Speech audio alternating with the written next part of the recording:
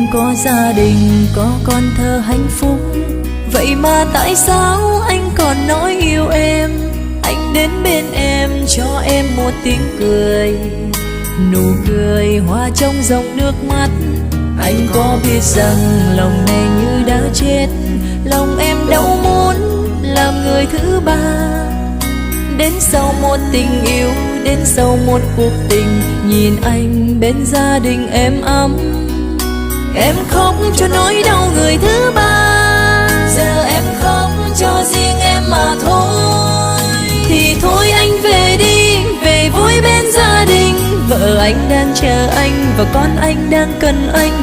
Đừng quan tâm gì em và đừng nói nữa người ơi, hãy để cho em được bình yên.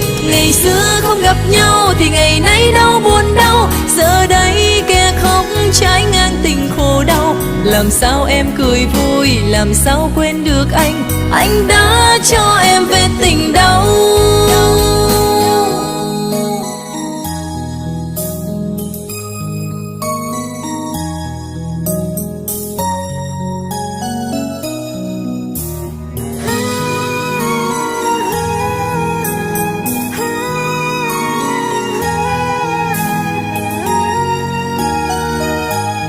Anh có gia đình, có con thơ hạnh phúc, vậy mà tại sao anh lại yêu em? Anh đến bên em cho em một tiếng cười, nụ cười hoa trong dòng nước mắt.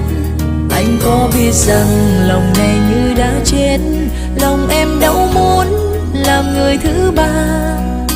Đến sau một tình yêu, đến sau một cuộc tình, nhìn anh bên gia đình êm ấm, em khóc cho nỗi đau người thứ ba.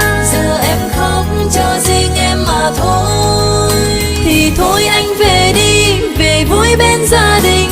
Vợ anh đang chờ anh và con anh đang cần anh. Đừng quan tâm gì em và đừng nói nữa người ơi, hãy để cho em được bình yên.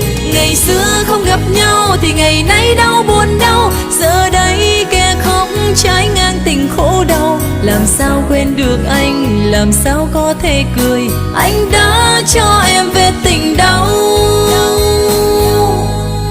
Thì thôi anh về đi, về vui bên gia đình. Vợ anh đang chờ anh và con anh đang cần anh.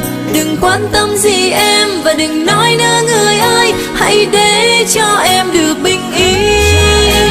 Ngày xưa không gặp nhau thì ngày nay đau buồn đau, giờ đây kẻ khóc trái ngang tình khổ đau.